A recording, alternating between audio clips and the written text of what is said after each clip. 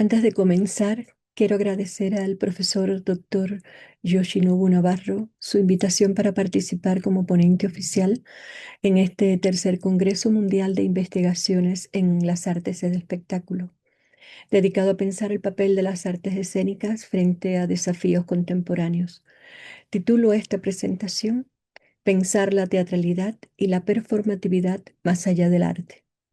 Desde hace varios años me interesa el despliegue de dispositivos escénicos para pensar las prácticas ciudadanas y las prácticas artísticas generadas en contextos de crisis y revolución social. La teatralidad y la performatividad me han permitido abordar escenarios sociales y hacer visibles los dispositivos representacionales comprometidos por el poder, pero también apropiados por la sociedad civil para desmontarlo y carnavalizarlo.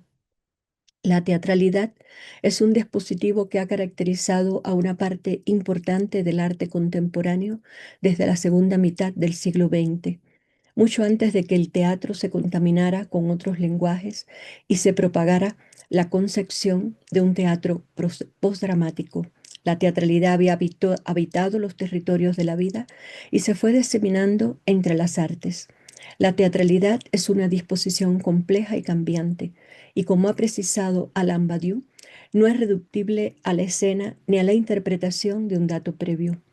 Pero las transformaciones y expansiones de lo teatral, de lo performativo y lo escénico no han sucedido solo por las diseminaciones indisciplinares de las artes, sino que a ello han contribuido de manera decisiva el modo en que ciertos acontecimientos nos interpelan y contaminan el arte. De manera que pensar la diseminación de la teatralidad incita a reconocer la teatralidad que habita en la vida y en las representaciones sociales, tal como lo hicieron Antonin Artaud, Nicolas Ebreinoff, Georges Valandier e Irving Goffman, entre otros.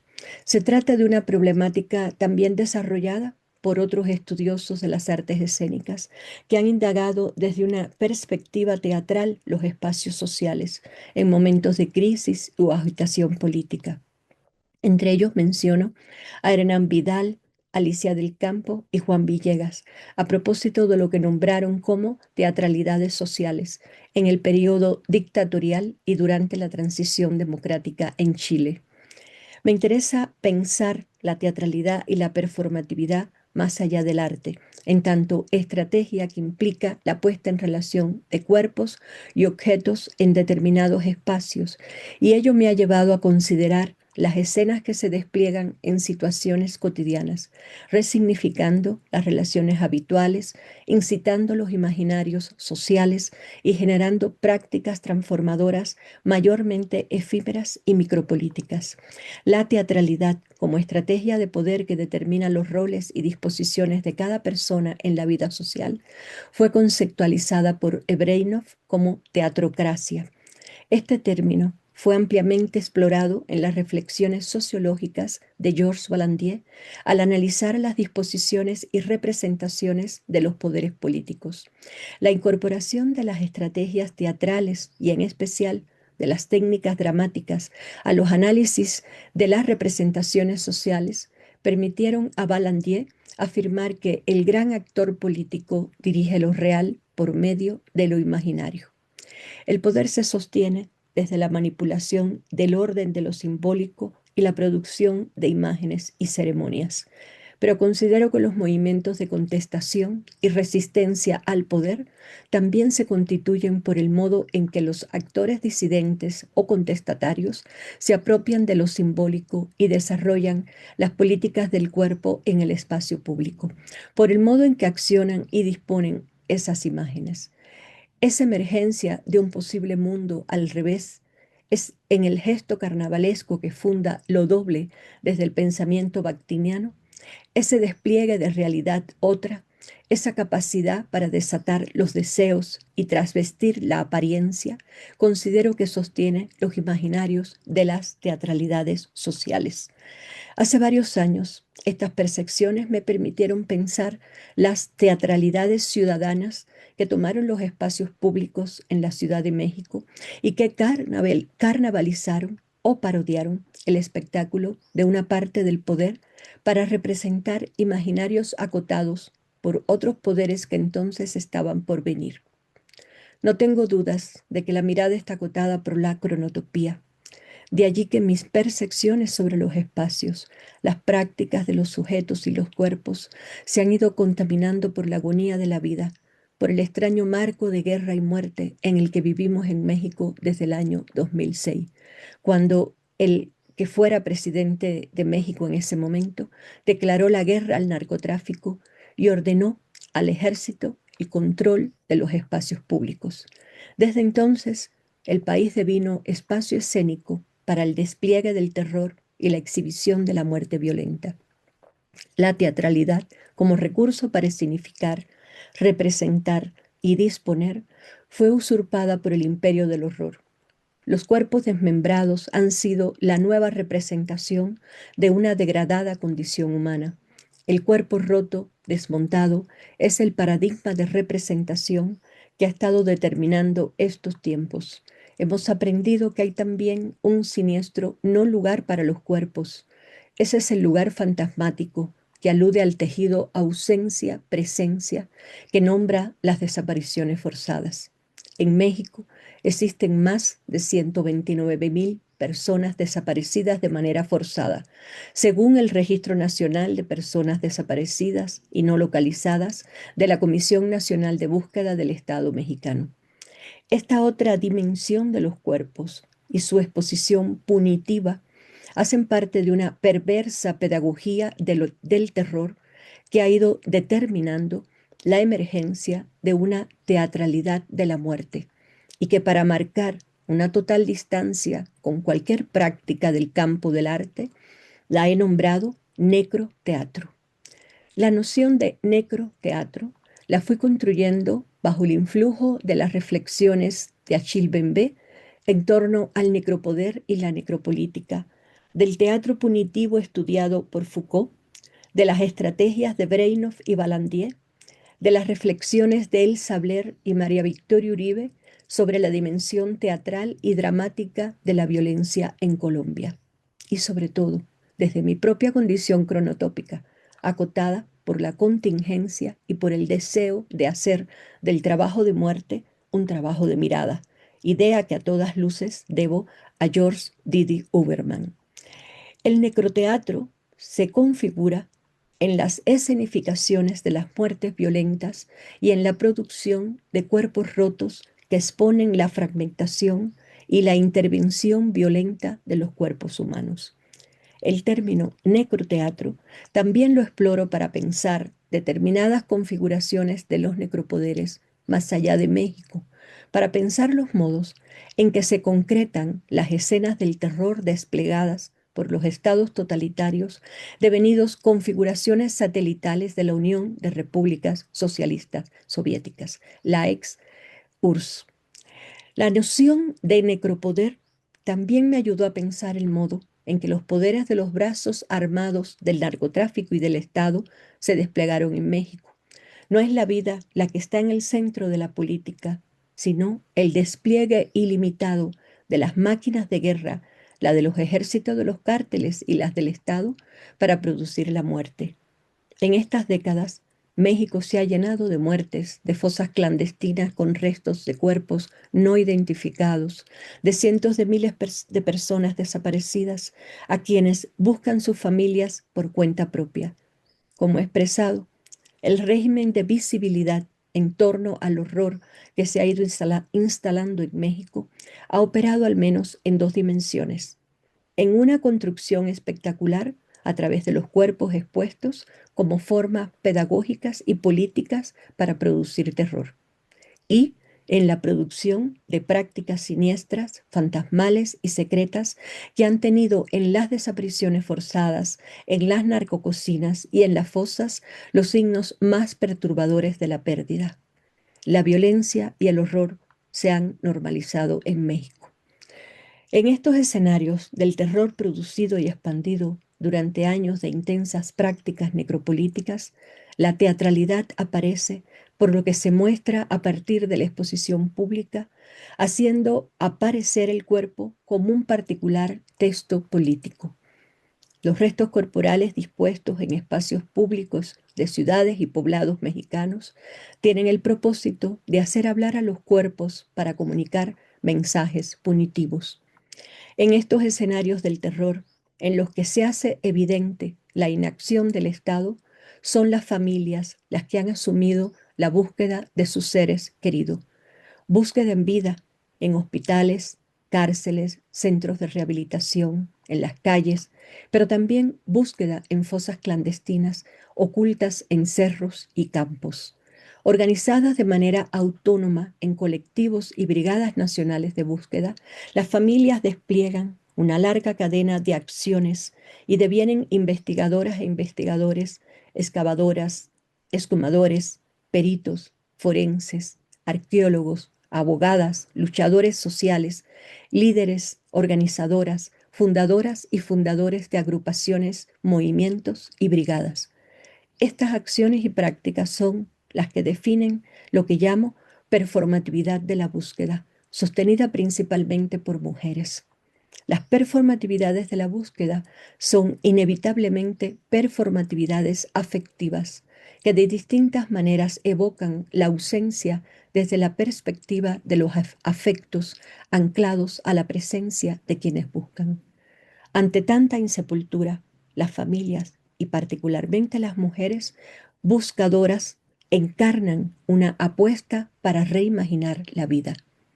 Me interesan las performatividades en el camino reflexivo planteado por la antropología liberada de Víctor Turner. Entiendo la dimensión performativa como una serie de prácticas o acciones que insisten en su dimensión expresiva y significativa en la esfera pública. Lo performativo es un campo de acción que abarca lo socioestético desde una discursividad corporal que se configura en la puesta en ejecución de acciones. En el ámbito de los estudios culturales, George Judith ha problematizado la performatividad como el modo en que se practica cada vez más lo social. Para Judith Butler se trata de la puesta en ejecución de normas sociales, pero también de la contestación y rechazo a las mismas, situación en la que emergería lo que Butler ha identificado como performatividad subversiva en tanto acciones o expresiones no armónicas o disonantes que movilizan lo establecido para generar algún tipo de cambio. Desde esta perspectiva de disenso y disonancia, me ha interesado pensar la agencia performativa que desarrollan las familias buscadoras en México, esa agencia encaminada a buscar y regresar a sus seres queridos, a sus espacios afectivos, es decir, a casa.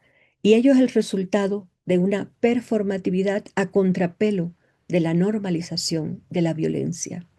Los escenarios del terror en México son sin duda espacios de muerte, pero desde la agencia de las familias buscadoras devienen espacios donde se buscan vidas. Pensar y escribir desde México, un territorio marcado no solo por la violencia, sino también por la resistencia, me ha propiciado experiencias y nociones conceptuales para reflexionar en torno a ese otro espacio desde el cual provengo, donde nací y viví la mitad de mi vida y donde sigue viviendo una parte fundamental de mis afectos. Pensar la voluntad de poder totalitarista en Cuba y el flujo de deseos de gran parte de la sociedad civil me lleva a seguir considerando las estrategias representacionales implicadas en escenarios donde antagonizan las prácticas sociales. En el actual escenario cubano, los afectos pugnan por emerger en una lucha antagónica. El otro es percibido como un enemigo al que es necesario destruir. Ese enemigo, tal como expresó Carl Schmitt, no es un simple competidor o adversario, ni un rival privado que se podría odiar o por quien se experimentaría antipatía, sino que remite a un antagonismo supremo. Plantea también Achille Mbembe. El 11 de julio del 2021, una parte importante de la sociedad civil salió a las calles en distintas ciudades de la isla de Cuba para reclamar libertad, comida y el fin de un régimen que hace insostenible la vida. Particularmente salió a protestar la gente más desprotegida, abandonada a la precariedad, sin recursos para pagar los alimentos, en las tiendas en moneda dura, con los altos precios impuestos por los nuevos ricos que gobiernan la isla. Después de aquel acontecimiento cívico, cuyas imágenes recorrieron el mundo, se impuso el terror. Más de 1.000 personas fueron arbitrariamente detenidas, incluyendo menores de edad y mujeres, que fueron condenadas a varios años de prisión. Más de 600 personas fueron procesadas por manifestarse cívicamente y cumplen largas condenas, entre ellas los artistas Luis Manuel Otero Alcántara y Michael Castillo Osorbo, condenados a 5 y 9 años en cárceles de máxima seguridad. Si tenemos en cuenta la puesta en práctica de las políticas de reclusión, represión y anulación de sujetos cívicos con capacidad de disenso, no es difícil afirmar que en Cuba opera un régimen totalitarista y necropolítico. Como ha dicho Bembé, hoy los sistemas de dominación operan desde múltiples configuraciones. La reflexión en torno a la respuesta estatal sobre las protestas y performatividades ciudadanas que sucedieron el 11 de julio del 2021 en Cuba es la antesala de lo que pienso como teatralidad totalitaria o como una puesta en escena del Estado totalitario cubano.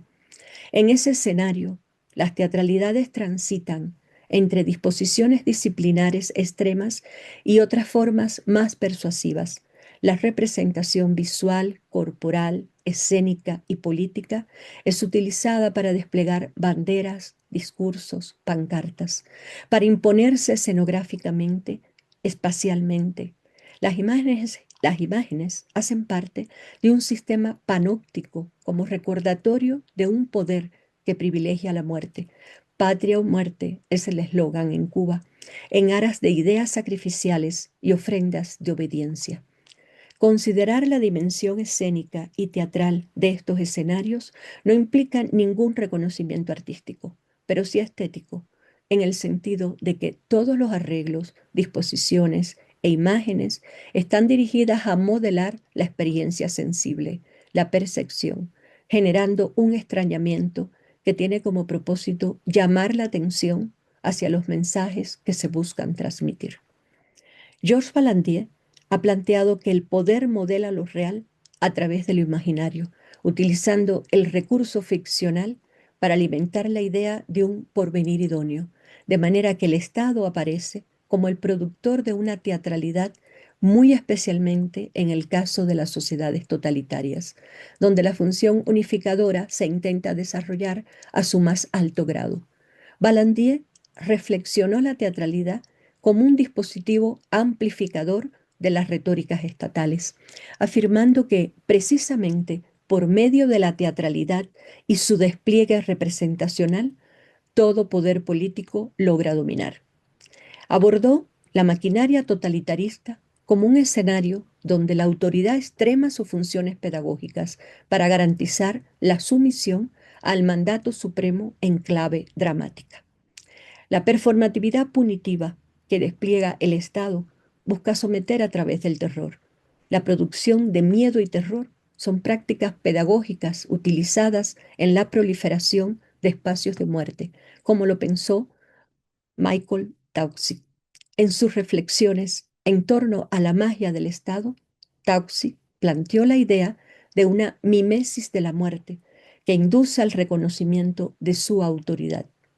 Esta forma de organización mimética busca reproducir un sujeto del ser estatal sometido a las condiciones de dominio necropolítico para la producción del miedo. En Cuba se vive bajo las formas de control que implica prácticas autoritarias y totalitarias en lo económico, en lo social y en lo político. Recurro a estrategias estéticas y representacionales para pensar el modo en que allí se controla la vida y se distribuye el terror. Busco entender el tejido escénico del totalitarismo para acceder al modelo dramático que ha sostenido su expansión y sigue sosteniendo su teatrocracia. Y me pregunto, ¿Cómo sería el sistema representacional de esa escena para que podamos entender su tejido de signos como representación totalitaria? Lo que hoy vivimos en Latinoamérica no es solo la lucha por la vida contra regímenes abiertamente reconocidos de derecha o contra dictaduras militares como las sufridas en el Cono Sur. Hoy la vida está visiblemente amenazada por gobernantes que, usando la máscara de las edulcoradas utopías socialistas, han devenido dictadores que despojan a los ciudadanos de todos los derechos, incluyendo el derecho a una alimentación digna y a su integridad. Ya ni se diga la libre expresión, convirtiendo a miles en apátridas, en exiliados y presos políticos, que son realmente presos de conciencia, y forzando al exilio a millones de personas. Esas violencias son violencias de Estado, problemática a la que he dedicado una parte importante de mi trabajo, apostando a lo que hacen muchos artistas: utilizar las estrategias del arte y de las acciones poéticas para reinventar o reimaginar modos posibles de vida. La disputa entre los ciudadanos artistas y el poder es una disputa por la potencia, por la capacidad de afectación y de incidencia en la vida pública. El arte es, estructural y poéticamente, una tribuna política por el lugar que ocupa en la vida pública. La disputa entre los ciudadanos artistas y el poder es también por la representación. Los creadores hacen de las estrategias representacionales el centro de sus reflexiones como de sus operaciones estéticas. Insisto en estas operaciones estéticas como el modo en que se da cuerpo a las acciones éticas. No es posible separar la estética de la ética. La vida como acto, proponía Mikhail Bakhtin, la práctica como acto ético. Entiendo el ejercicio académico como una práctica ciudadana y política.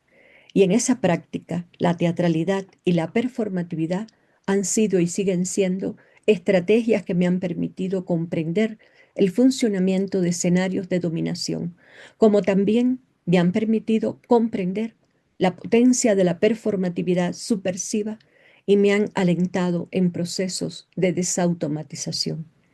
Me han propiciado la práctica de lo que Rosalind Krauss nombró como el alargamiento de los términos, para intentar realizar operaciones teóricas como desmontajes políticos. Pensamos casi siempre que el arte puede cambiar la vida, pero creo en la corriente inversa. La vida reta y transforma al arte y, en consecuencia, transforma también al pensamiento.